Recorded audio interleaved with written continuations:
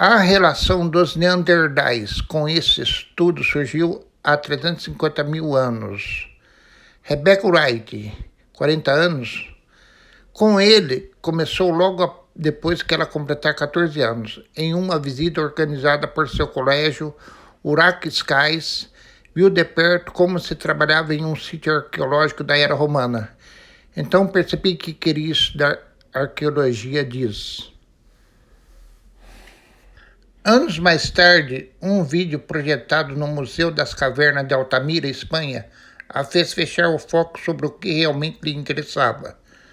Os restos romanos eram legais, mas o período do Pleistoceno era um campo muito mais apaixonante. Não temos textos, não temos registros escritos, mesmo comparando com a pré-história mais recente, não temos tanto material. Por isso, temos que usar ainda mais a criatividade para obter o máximo de informação possível, diz Urac Sky numa entrevista por videoconferência. 15 anos de estudos são concentrados agora em seu livro Kindness, Neanderthal Life, Love, Death and Art, Parente, Vida, Amor, Morte e Arte dos Neandertais, inédito no Brasil. Uma nova e completa história sobre os neandertais que sintetiza milhares de estudos acadêmicos em um relato acessível, disse o jornal em uma de suas resenhas. O objetivo é aproximar todos os públicos da grande descoberta recente em torno dos neandertais, mas também levar outros detalhes sobre a sua vida e seu cotidiano que não tem espaço em muitos meios convencionais. Pergunta 1. Qual era o seu objetivo ao escrever o livro? Resposta. Os neandertais são interessantes porque eles parecem muito na mídia. Costumo dizer que não são como celebridades. Se há uma descoberta sobre neandertais, frequentemente é noticiada, mas não é um noticiado. São as outras informações que os arqueólogos conhecem que é complicado de explicar em um só artigo. Então eu quis escrever esse livro, que reunisse tudo o que a arqueologia moderna pode dizer sobre os neandertais, incluindo os grandes descobrimentos, mas também com a arqueologia trabalha atualmente. Queria apontar as diversas dificuldades que encontramos no que fazemos e com as que resolvemos para criar esse conhecimento tão rico sobre a vida dos neandertais. Acho que às vezes não comunicamos fora do nosso âmbito alguns dos principais assuntos que aparecem na televisão. Nos grandes jornais são frequentemente relacionados à extinção deles. Eu queria falar sobre o resto dos neandertais, dos 300 mil anos antes que isso ocorresse, que também são muito interessantes, e queria pensar neles em seus próprios termos, sem ter a nós mesmos como pano de fundo. Pergunta número 2. Como foi o processo de criação com a pandemia no meio? Resposta. Comecei a falar com meu editor sobre o assunto existenciais relacionados à crise climática e à produção das pessoas em torno desse tema. A pandemia foi outro elemento para mim, mostrou como as oportunidades e a sorte desempenham um papel fundamental no que ocorre conosco como espécie. E acredito que isso seja muito importante. Pergunta número 3. Uma das histórias mais interessantes é a da origem do nome do... De onde vem? Resposta. É uma dessas conexões históricas estranhas.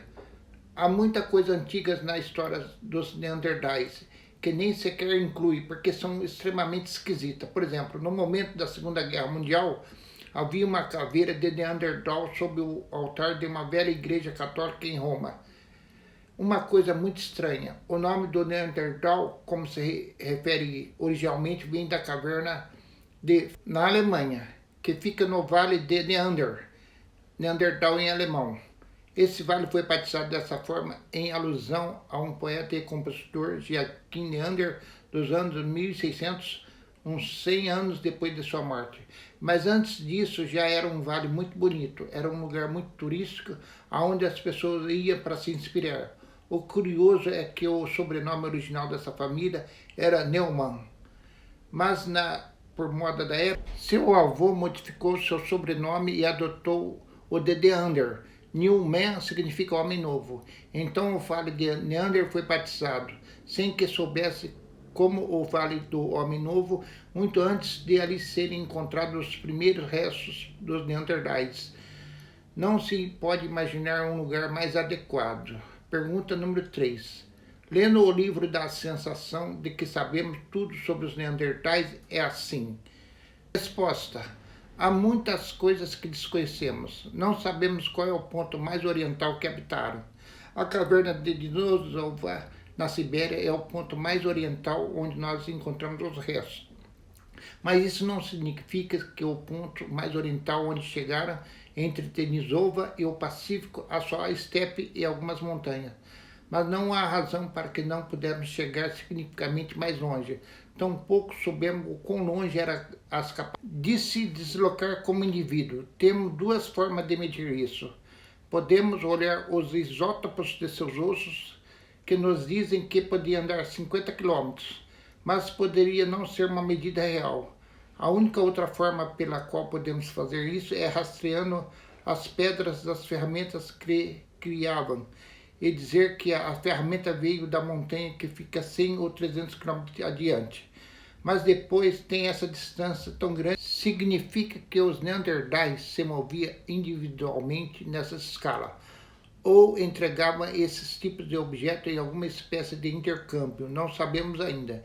Inclusive não compreendemos completamente porque há tantas formas de fazer ferramentas de pedra, porque havia não era feita de uma única forma, e não sabemos porque todos os grupos neandertais conheciam todos os tipos de tecnologia. Isso era muito difícil de explicar. Se houver um sítio arqueológico muito bem conservado, ele pode dizer coisas incríveis sobre o que está acontecendo ali. Mas como esse lugar está conectado com outros sítios, com a paisagem, mas há aspectos fundamentais que não sabemos. Deslocava-se em grupo com frequência, é difícil dizer. Podemos olhar para isso de uma perspectiva individual e pensar talvez se deslocasse muito entre grupos, mas provar que todos faziam isso é complicado, porque viveram durante um intervalo de tempos enorme em uma área muito ampla. Mas eu acho que estamos melhorando em entender que precisamos esperar muitas diversidades nas coisas que eles faziam. Pergunta. O livro também pretende derrubar os clichês que há em torno da figura dos Neandertais? Por que esses clichês estão tão arraigados? Resposta. Acho que é algo estranho, porque os Neandertais foram os primeiros hominídeos que encontramos. Foi a primeira vez que soubemos que havia outro tipo de humanos no planeta. Foram mostrados como algo que nos comparar desde o princípio das origens humanas. Acho que nesse sentido sempre olhamos de uma forma muito entusiasmada para as diferenças e salientamos que eles não são como um lixo. Temos uma visão negativa porque queremos explicar porque eles não há Neandertais ao nosso redor. E queremos explicar isso de uma forma que nos ponha em bom lugar. E queremos fazer assim porque é como emolduramos as nossas explicações das coisas.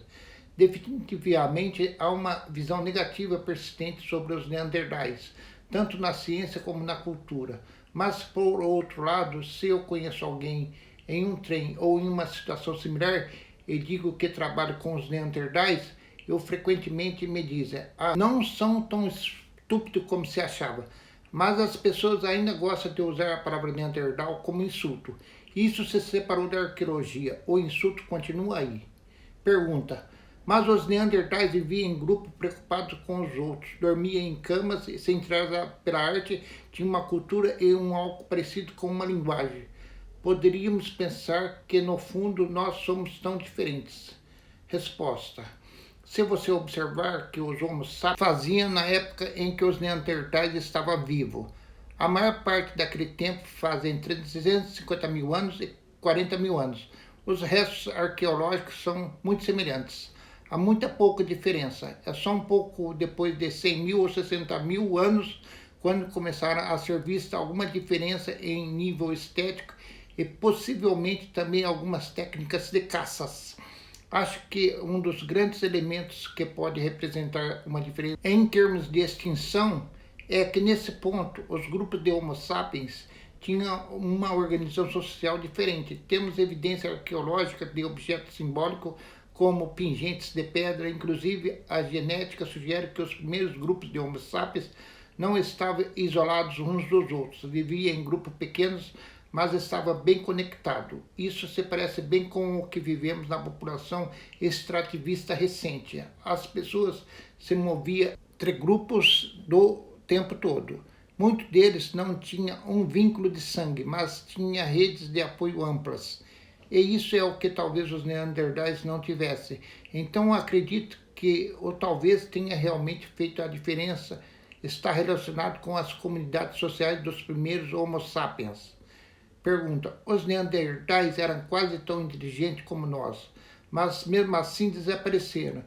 Podemos aprender algo com isso? Resposta: acho que tinha uma inteligência impressionante e de alguma forma podemos dizer que era a mesma, mas talvez eles não pensassem no mundo exatamente como nós pensamos. Como essa ideia de uniões entre pessoas talvez não fizesse tantas conexões entre ideias. Acho que temos que pensar que os neandertais tiveram muito sucesso no que fizeram. Não foram uns fracassados. Uma boa comparação é observar a história profunda da Terra e as grandes extinções massivas anteriores. Frequentemente, há animais que estavam muito bem adaptados ao meio ambiente e mesmo assim foram extintos. Houve um elemento de sorte e temos que nos perguntar por que levou tanto tempo. Sabemos que os Homo sapiens saíram da África entre 150 mil e 200 mil anos atrás. Se éramos tão superiores, por que demoramos tanto tempo para substituí-los e chegar à Europa? Por que aconteceu tão tarde? Mais ainda, o que vemos desse período é de que houve numerosos encontros. Por isso, vemos através da genética, sabemos que houve mestiçagem, algo que é diferente. Talvez a sorte seja o fator principal. Nosso desejo de nos conectarmos com todos e socializarmos não nos torna mais inteligentes, só nos torna diferentes. E isso poderia ajudar. É isso aí, ser ateu também é cultura e é ciência. E a ciência é